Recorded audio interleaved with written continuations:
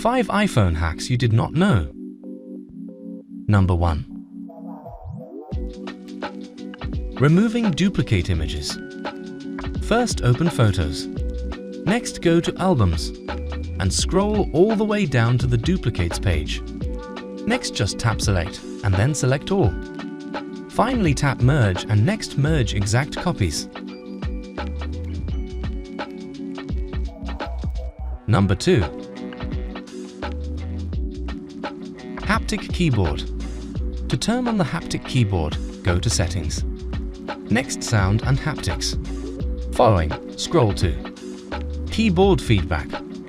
Now just turn on the Haptics toggle. Number 3. Fast Share Screenshots. Take your screenshot. Now long press on the photo and let go, and a share page will appear.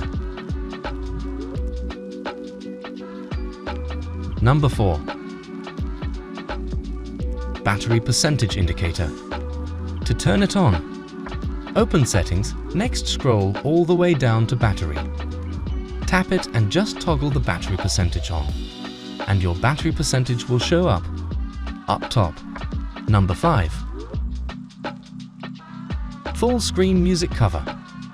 To have your music cover display full screen, just tap on it.